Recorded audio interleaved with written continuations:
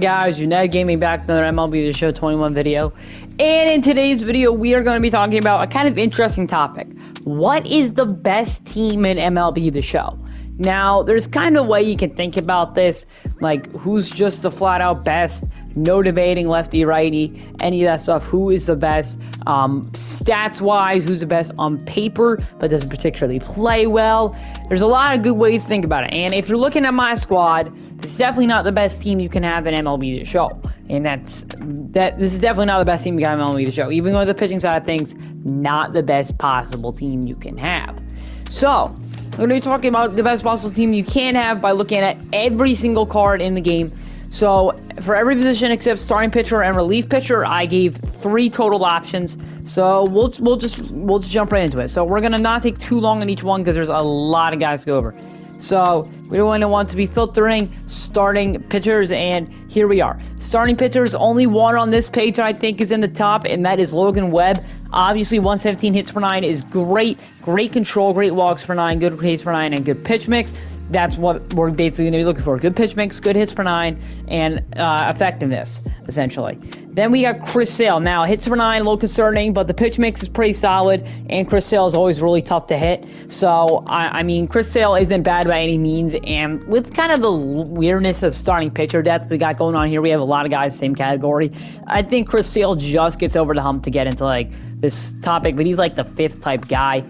Anyone else on this page? I don't think so. But this page, we got Shohei Otani. Now, despite not being the best starting pitcher card in the game, he also has that ability to be the switch pitcher hitter type thing. So that adds a lot of value to his player card, and he still is a pretty good pitcher card. We also, of course, have still Jacob deGrom, who's still an absolute monster and still deserves to be in your rotation. And then the final guy, Justin Vernlander, 125 hits per 9. Does have outlier on the fastball, and he's got a pretty filthy pitch mix to go along with. Those are the starting pitchers. Now, as of affordable guys, because I'm going to be talking about guys that are super easy to get. Logan Webb and deGrom are the 2 really easy ones to get. Sale is not easy per se, but he's not that difficult. And at this point in the year, Otani is more than obtainable. So, yeah, I mean, Vernlander is probably the hardest by far because it's an old World Series award, but definitely 2 of these guys are obtainable, and there's a bunch of guys you can also consider. I mean, you got Pearson out here, you got Kershaw as well, and there's tons of starting pitchers out here that you can consider in your rotation. Next, moving on to relief pitchers and closers. A lot of these guys are harder to get, and a lot of them are on this first page. So first, we got Billy Wagner, 122 hits per 9, got max velo on the fastball, and Wagner is always difficult to hit and always a good card. We got Goose Gossage, Cubs card, 125 hits per 9, 125 Ks per 9. Has outlier, all the good stuff. Goose is always nasty. Jansen, always nasty, despite not having the best hits per 9 for a relief pitcher. Definitely in solid pitch mix and always a beast. Mariano Rivera, first collection award, is still a beast. Still should be in everyone's bullpen. Andrew Miller, 120 hits per 9 and solid pitch mix and a good windup. I am taking lefty-righty into this consideration as well. So I'm not just going to throw all the best right-handed pitchers out here. We got Aroldis Chapman, 125 both sides. And obviously Chapman's always difficult to hit because he throws gas. We got, who else do we got? Just got to double check this. We got, don't think anyone's on this page actually, but then we get into the last 2, which are glitches, and that is Blake Trinan, 118 hits per 9. He has outlier on the sinker, also has a cutter, a slider. This card's just an absolute monster. And then we have Camilo Doval with 125 hits per 9 and a kind of sidearm wind-up pitch and a good pitch mix. And I think that's everyone on there. I mean, you can obviously switch up Trinan and Doval for maybe like Alex Reyes and Wade Davis, but that's just the way I decided to go with it because I think these 2 cards are better than Davis and Reyes. They're both good cards, but I still think the other ones are more glitchy and better. So that's the relief pitchers. Out of those guys, the affordable ones are Mo. I know he's a collection award, but he is super easy at this point in the year. And then Doval and Trinan are both simple to get at this point as well. I mean, Trinan might not be easily obtainable for at least like another week or 2, but he's still pretty easily obtainable, and Doval is like the 2nd reward in the monthly awards. So anyway, going into our 3 catchers, we got Mike Piazza, Adley Rutschman, and I know he's not here, but Kyle Schwarber. You guys all know these guys, top 3 catchers. By far, there really isn't a lot of debate in the catcher section. Using any one of these 3 guys, they're the best. There's not a whole lot to talk about the catchers. First base, not a lot to talk about here. We got Jason Giambi, Lou Gehrig, and Vlad. Now, you could make some argument for some of these other guys. You could make an argument for no one on this page. You could make an argument for Big Papi still, or even Matt Carpenter, and I wouldn't call you completely crazy. But I still think Vlad's still kind of a monster. Frank Thomas, who I'm using because I don't have Lou Gehrig yet, and I think Lou Gehrig is the best. By far, I think Lou Gehrig's the best, and you should be using him. He's the God Squad one. But, yeah. Gehrig's the best. I didn't talk about who's obtainable and not, but I did put, for the catchers, but I did put Vlad as obtainable. He's pretty easy to get. There's tons of home run derby packs lying around as I accidentally go out of that. Might as well talk about the catcher's obtainable one. Adley's pretty obtainable, and Schwarber is obviously pretty easy as well. And Frank Thomas is also easily obtainable due to the team affinity. Anyone team affinity, easily obtainable.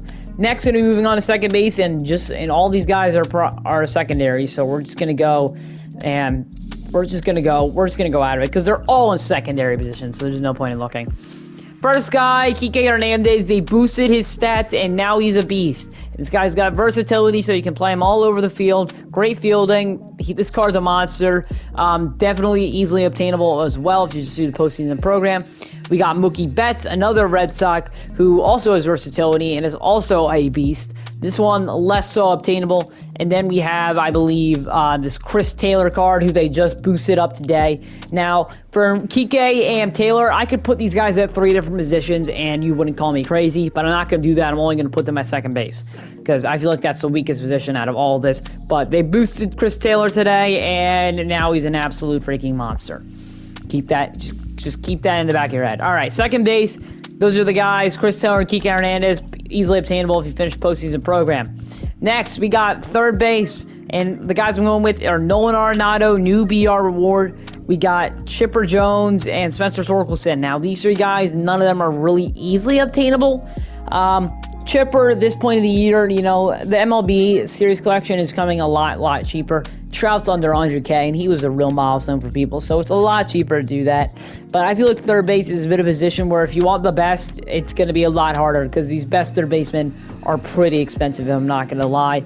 Chipper is expensive, Torkelson's expensive, and Arenado is obviously also expensive, so none of these guys are really cheap. But like I was saying with Chris Taylor and Kike Hernandez, you guys can also play them at third base, so that also works as well.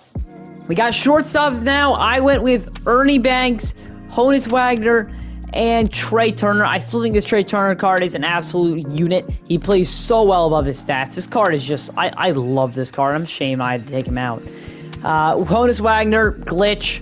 And then Ernie Banks, who's brand new and an absolute monster. Diamond defense, the only bad thing is his speed. That's it. All right, moving on to outfielders. I didn't do 7 positions. I just did 6 outfielders. So we got Hank Aaron, obviously. Great fielding, great speed, great hitting, all-around great card. The only bad thing is his swing. We got Tyler O'Neill. We got the September Monthly Awards. I really don't want to take his card out of my lineup because it's really good. But my outfield's a whole mess. We'll go at outfield's a whole nother can of worms. We got Nat Kemp. Actually, no, not Matt Kemp. We got Mickey Mantle from the center fielders, who this card is still an absolute unit, and the new Willie Mays, who I think is the best card in the game. And then we have 2 right fielders. Actually, it turned out we had 2 of each. We got Cody Bellinger. This card is basically slightly worse Mookie Betts. And then we have Christian Yelich, who this card is still a beast. Say what you want. This card plays above his stats. He's just an absolute freaking monster. So, outfield is really a tough position. Like, you got Hank, you got O'Neill, you got Mantle, you got Mays, you got Belly, you got Yelich. You also want to try and include the 2 new guys. You also want to try and include Kike and Chris Taylor. You also want those guys to get in your lineup because that's how good they are. You want Kike in here. You want Chris Taylor in here, but they can play all over the place, so they're not much of a concern. But these outfield spots are really tough. So I didn't talk about obtainable for shortstop, but it's Honus Wagner and Trey Turner. Those 2 are both team affinity. And for outfielder, it's Tyler O'Neill, Mickey Mantle, and that's about it. Obviously, Mays can be obtained by completing this 8th-inning program. And if you complete the last program, you can get Hank, but he's a little pricey now. And Belly and Yelich are both pretty expensive in their own rights. Belly is pretty expensive, but Yelich, Still expensive, but he's a headliner card. He'll go down. So, anyway, let me know what you guys think of this. Like, I think this is the best possible guys you could use for a Diamond Dynasty squad. Now, I'm not saying you have to use these guys, because you don't. I got Esther Cortez in here. Live your own life.